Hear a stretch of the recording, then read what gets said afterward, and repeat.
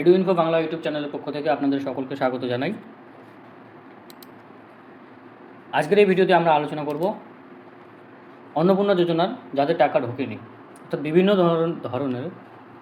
বিভিন্ন জনের বিভিন্ন স্ট্যাটাস দেখাচ্ছে। কারো দেখাচ্ছে অ্যাপ্রুভ, আবার কারো আন্ডার এনকোয়ারি, কারোর বা ফর ফার্দার ভেরিফিকেশন, কারো 3টির বেশি পাকা বাড়ি, কারো বা সরকারি চাকরি ইত্যাদি। তবে এরকম স্ট্যাটাস দেখালে এর পরবর্তীতে আপনাদের ক্লেম করতে হবে।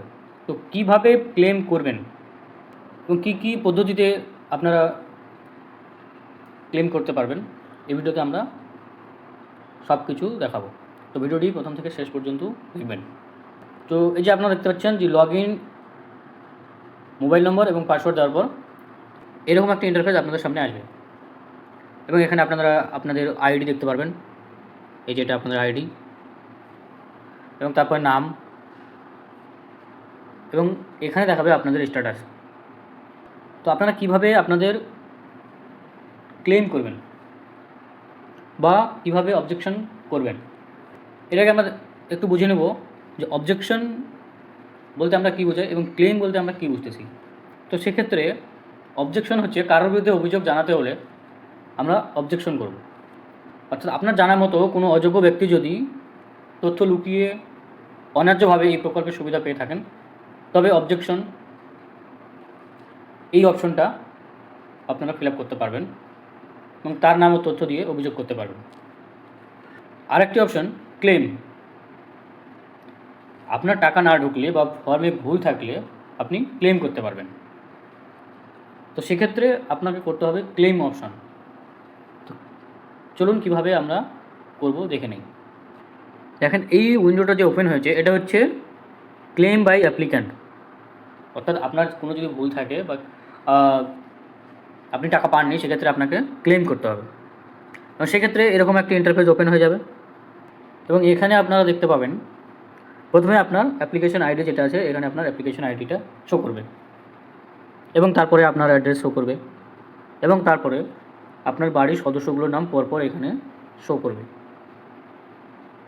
এবং যার নামে অন্নপূর্ণা আছে তার নামে কিন্তু এখানে টিক চিহ্ন দেখো।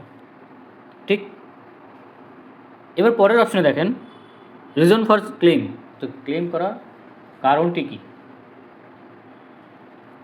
এখানে দুটি কারণের মধ্যে আপনার উপযুক্ত কারণটি বেছে নিন। একটা হচ্ছে অ্যাপ্লিকেশন ডিটেলস ইনকারেক্ট।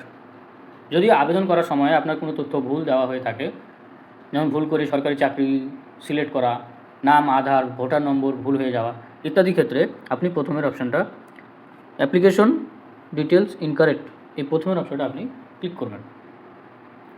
এবং এটা যদি না হয়, দ্বিতীয় অপশানটা দেখেন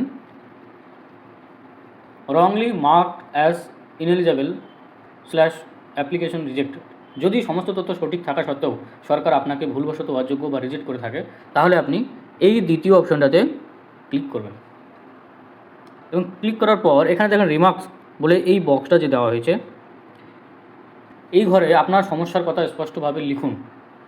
কীভাবে লিখবেন? যেমন ধরেন, আমি ভুল করে গভর্নমেন্ট এমপ্লয়ি সিলেক্ট করেছিলাম কিন্তু আমি গৃহবধূ।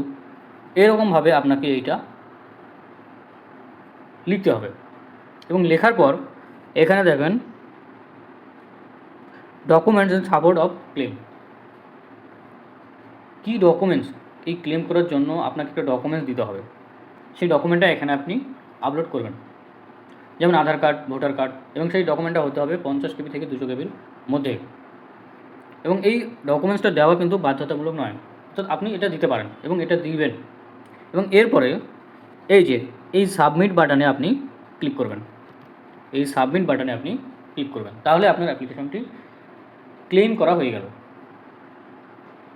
এবং এরপর এরা যাচাই বাছাই করবে এবং করে সেই আপনার অ্যাপ্লিকেশনটি যাতে টাকা ঢোকে সেই পদে এগিয়ে নিয়ে যাবে।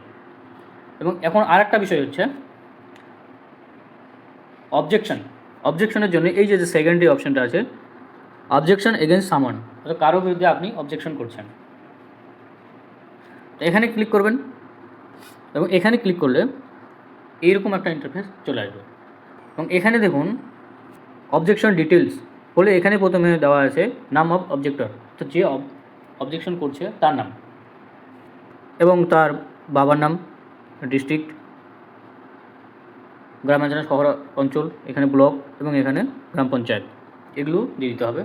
এবং এরপর অবজেকশন ডিটেলস, এই যে অবজেকশন ডিটেলস অর্থাৎ কার ক্ষেত্রে বা কার জন্য আপনি অবজেকশন জানাচ্ছেন, এখানে দেওয়া আছে objection as against which objection being raised. এখানে তার অবজেকশন অ্যাপ্লিকেশন আইডিটা দিতে হবে, যে যার বিরুদ্ধে অভিযোগ জানাচ্ছেন তার অন্য কোনো আবেদনের অ্যাপ্লিকেশন আইডিটা এখানে দিতে হবে এবং দিয়ে সার্চ বাটনে ক্লিক করতে হবে। ঠিক আছে, ক্লিক করলে তার ফর্মটা এখানে আপনাকে দেখাবে এবং তারপর কারণটা কি, আপনি যে অবজেকশন জানাচ্ছেন তার কারণটা কি, কারণটা এখানে উল্লেখ করতে হবে। যেমন ধরেন আবেদনকারী পশ্চিমবঙ্গের স্থায়ী বাসিন্দা নন, আবেদনকারীর বয়স 25 থেকে 60 বছরের মধ্যে নয়, এবং তারপরে সরকারি কর্মচারী বা ইনকাম ট্যাক্স দেন। এই সব কারণগুলোর মধ্যে একটা আপনাকে চুজ করে নিতে হবে এবং নেওয়ার পর এই রিমার্কস এই বক্সটাতে আপনাকে বিবরণটা দিতে হবে এবং দেওয়ার পর এখানে সাবমিট বাটনে ক্লিক করলেই কিন্তু আপনার অবজেকশনটা সাবমিট হয়ে যাবে। তাহলে অবজেকশন কেন করবেন?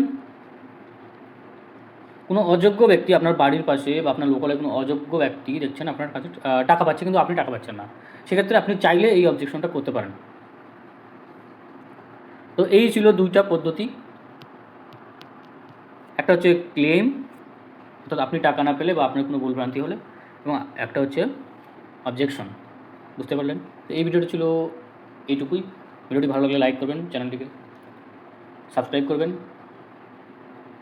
এবং বন্ধু বান্ধবদের সঙ্গে শেয়ার করবেন যাতে তারাও এই বিষয়টি জানতে পারে।